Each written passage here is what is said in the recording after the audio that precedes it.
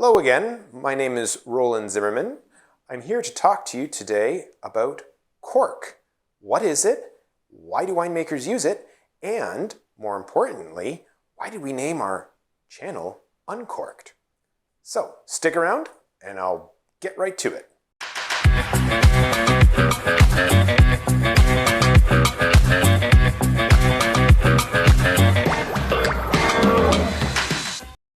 Now, for those of you that have never seen a cork before, this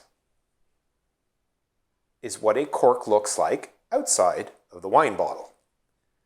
This is what a cork looks like inside of a wine bottle. Why cork? This is a very, very good question. Cork was determined hundreds of years ago by the French, actually, to be a very good sealant for bottles. Now, you may ask, well, okay, why the heck did they use that? Well, you have to remember that bottles haven't existed for a terribly long time in terms of human history. Glass, as we know it today, only came about due to the industrial age in the late 1700s, early 1800s in a cheap, mass-produced quantity. And of course, with glass bottles having an opening at the top, they needed some way to close them and seal them. And the best thing that they had at the time was to use a cork, which was a product that comes still to this day from the Mediterranean countries of Portugal and Spain. Now, for those of you that have never traveled to those countries or never even bothered to look into great detail what cork looks like, I have a treat for you. This is the bark of a cork tree. Now, you may ask, why do I care and what's so important about it? Well, from these lengths, as you can see, there's a certain thickness to this, but from these lengths, this is where the cork is essentially punched out of the bark.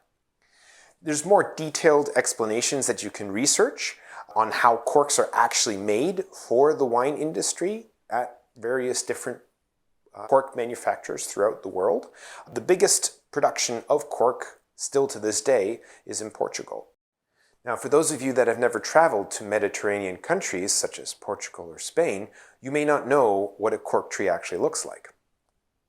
Right here is an example of a freshly harvested cork tree. Now, you may wonder, what the heck happened here? Well, that's the bark I was showing you earlier that had been peeled off the tree. And no, don't worry, it doesn't actually kill the tree. In fact, this is an evolutionary set of characteristics that this tree developed over centuries due to forest fires. So the cork itself was a protection, or rather the bark, I should say, is a protection against fire damage to the tree.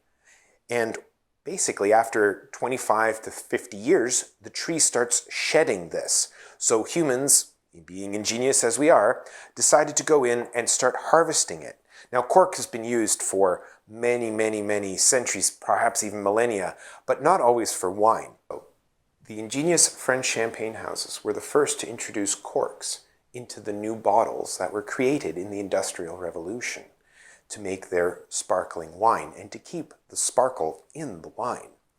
So very fortunately, they were very creative in that respect. Now, you may ask, well, why isn't everybody still using cork? Part of the challenge winemakers have with cork is the fact that it is actually a natural product. And like anything Mother Nature creates, it eventually returns back to what its original components were, meaning that cork can break down. Cork can decompose, even in a bottle. Usually this is caused by various treatment methods, either in the cork orchard or in the production of the cork, or it comes down to that particular part of the bark happened to be rotten. And you won't know that until you actually destructively test the cork. And what I mean by that is you go, well, as you can see, corks don't break apart very easily. But the point being, if you break the cork before you put it in the bottle, you can't really put it in the bottle as a seal anymore. So you would never know if you have a good cork or not until you open the bottle. So the second challenge that winemakers have with corks is the fact that oftentimes corks can contaminate the wine. Now, without getting too technical, the actual term is called TCA, but it is a chlorine compound. Now, why do we care? Well, chlorine and wine don't mix very well. In fact, they hate each other. So much so that that's where you get that rotten smell of musty socks, wet odor, disgusting, really woody smell in a wine that you're like, well, that's really weird. I don't know if I like that. And that's usually the cork. Statistically speaking, it has gotten so bad that it looks to be one bottle in a case of 12 has a cork taint to it. Now, admittedly, that cork taint or that flavoring of the cork that is imparted on the wine may not be detectable to the average consumer, but winemakers definitely know. And I mean, prior to us switching over to new closures, we frequently had to exchange bottles of corked wine. Now, leading into that, what are the new closures? Here's one as an example. You can kind of see it. This is very similar to what is used on Coca-Cola bottles. You're probably very familiar with those. However, these ones on the wine bottles are a little more expensive and a heck of a lot more fancier. What these closures allow winemakers and wineries to do versus what corks can bring to the table is they allow winemakers to make a wine in a large batch that is ready to consume immediately. And this is primarily because of the type of closure that it is. It's a synthetic material. Now, I don't know if you can see that, but there is actually a synthetic liner inside of this that actually seals right on the top of the bottle and therefore allows a complete airtight seal. Why that's important, you ask? Well, that prevents any further oxidation of the wine. Now, oxidation, I'm not going to get into in this video because that's a whole video on its own, but basically that's aging of the wine. Just like we get older, the longer we live, it's oxidation. It happens to everything. So why we've switched over to these new closures is because of the tremendous cost that was incurred over the years, returning basically 1 in 12 bottles of wine of everything we packaged we had to basically throw out. It's astronomical, the costs that were involved with that.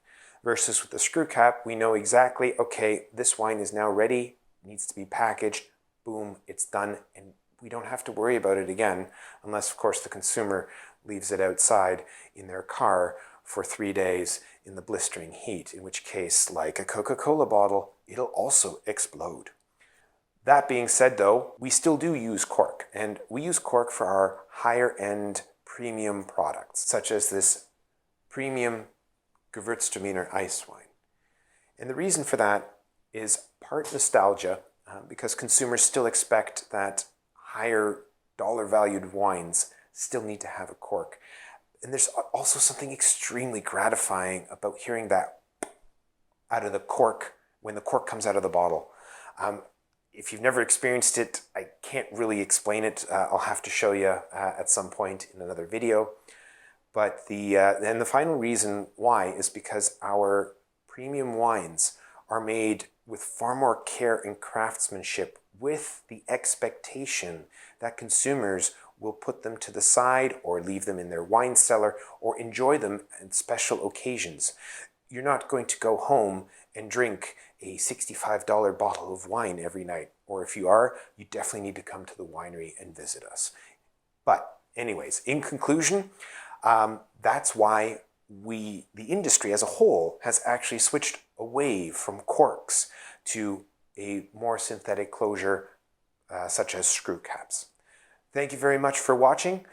Please provide any comments and feedback in the bottom of the video, and don't forget the likes. See you next time.